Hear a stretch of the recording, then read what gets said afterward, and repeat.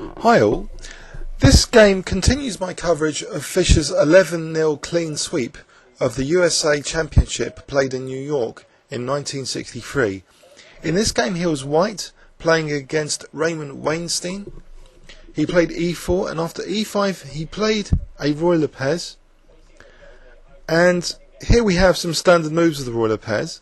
Rook e1, b5, the bishop drops back, and now d6. White plays c3, trying to establish the classical pawn centre. After castles, white now played h3.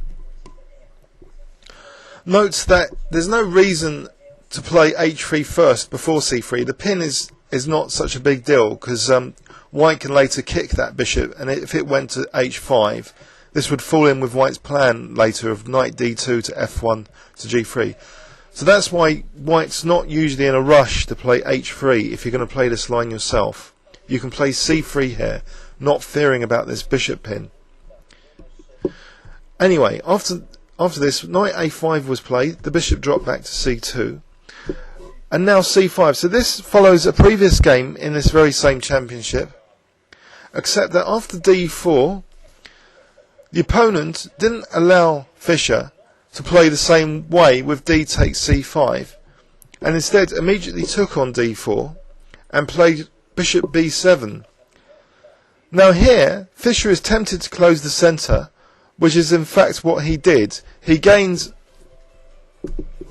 central occupation, and potentially that pawn is eyeing the c6 square later. If white ever gains control, this could be dangerous.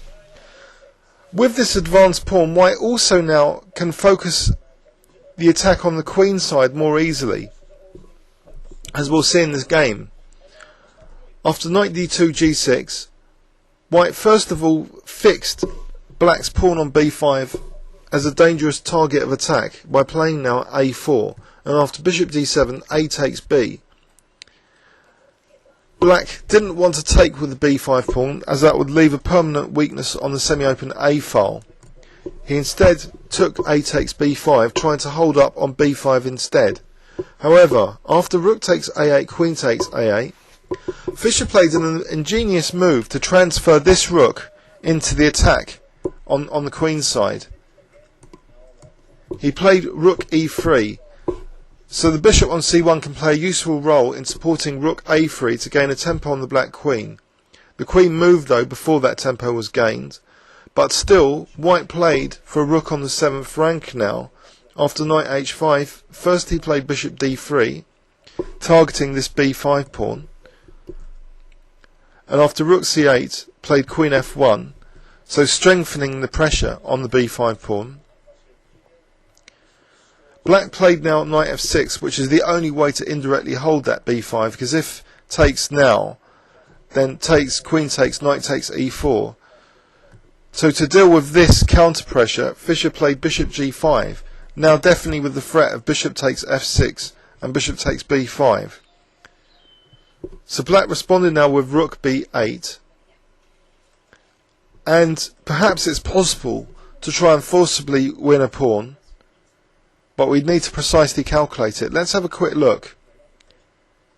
Bishop takes f6, bishop takes f6. Now let's say bishop takes b5. What has black got? Either knight c5 perhaps to try and expose an attack on the bishop, or bishop takes b5. Let's try knight c5. Would this have been good enough? Maybe white would still have an advantage here with b takes, bishop takes b5, and simply queen c1.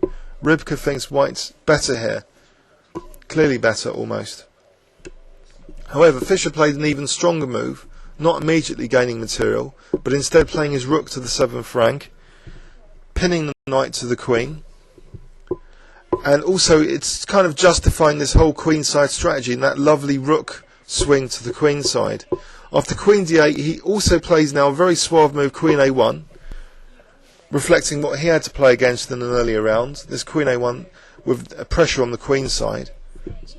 So it's a reverse role for Fischer. So he's invading on the queen side, targeting again b5, but also now indirectly pressuring the 6th rank. And also, so knight takes e5 might be a tactic now, coordinating the pressure on f6 from the bishop and the queen. So there's a lot of pressure on the black position now.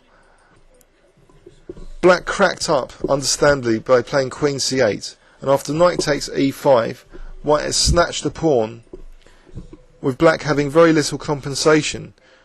So white takes on f6, and black's queen c5 is easily refutable now with Fischer's move.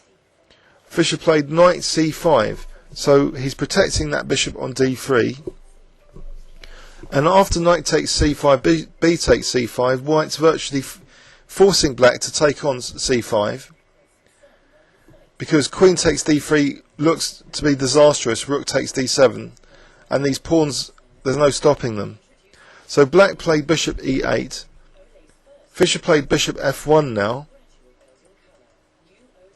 allowing his c pawn to go, because now he plays rook e7, protecting the rook, and also now white's threat is d6, which is quite crushing. Black can't really do anything about it. After b4 d6, white's now threatening d7, just trapping the bishop. Black played queen b6 to pin that pawn to the queen, so it can't play d7. However, there's another threat now which is possible, which is bishop c4. So the queen's just stopped its protection of that c4 square. And now this threat on f7 is very difficult to stop, in fact impossible. My analytical assistant in this final position where black resigned indicates it's a forced mate in 4. So let's have a quick look in conclusions and summary at this game, which showed another fine positional and tactical performance from Fischer, playing for a queenside attack which translated later to a kingside attack on f7. So the opponent played cd, not wanting Fischer to play dc5 and follow a strategy in the earlier game in the tournament. But Fischer adapted himself extremely well to this pawn structure. He played for a queenside attack and targeted black's b5. After doing that, this elegant rook manoeuvre to get access potentially to the 7th rank, which is a very key, important Nimzovician idea, that often games are won simply through the power of the rook on the 7th rank, because it traps in a lot of endings the black king, and also it picks up a lot of pawns potentially. So statistically this is a great idea to get a rook on the 7th. But here Fischer also combines this idea with a lot of pressure on b5, and also indirectly now by targeting f6 to secure e4 to keep up the pressure on b5. After rook b8 though, he just intensified the pressure with rook a7 and now queen a1. So the queen side is his pieces are freely coming in to harass all of black's pawns like b5 and d6 and e5 indirectly because of knight e5. The pressure is just immense here, and this is where black just collapsed. So Fischer won the pawn, but then gave it back for an even greater position. After queen takes c5, rook e7, black was virtually defenceless here and played b4.